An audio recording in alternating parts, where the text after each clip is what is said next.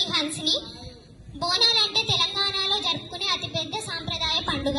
ఈ పండుగ మనం ఆషాఢ మాసంలో జూలై ఆగస్టు నెలల్లో 4 ఆదివారాల పాటు జరుపుకుంటాము.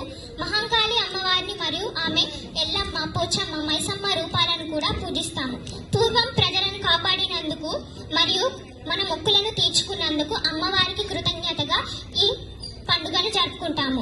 అసలు ఈ పండుగ ఎలా ప్రారంభమైందంటే 1969లో హైదరాబాద్లో కొలరా వ్యాపించింది. దీని వలన చాలా మంది ప్రజలు వారి ప్రాణాలను కోల్పోయారు. దీని వలన ఉజ్జయిన్ సైనికులు వచ్చి మహంకాళి అమ్మవారికి ప్రార్థించారు మరియు ప్రతి సంవత్సరం బోనం సమర్పిస్తామని మొక్కుకున్నారు. రోగం తగ్గిన తర్వాత ఈ పండుగను ప్రారంభించారు. అసలు ఈ బోనాలని ఎలా జరుపుకుంటారంటే, బోనం అంటే భోజనం. మహిళలు కొత్త కుండలో పాలు మరియు బెల్లంతో అన్నాన్ని వండుతారు. ఆ తరువాత ఆ కుండను వేపాకులు, పసుపు, కుంకుమ మరియు దీపంతో అలంకరిస్తారు.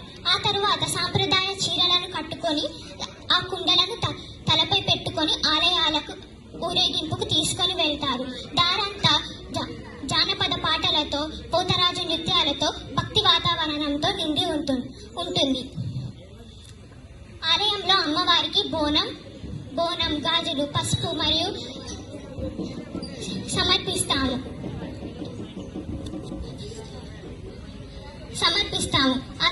ఆ తర్వాత మొదటి మరియు చివరి ఆదివారం ప్రత్యేక పూజలను జరుపుకుంటారు.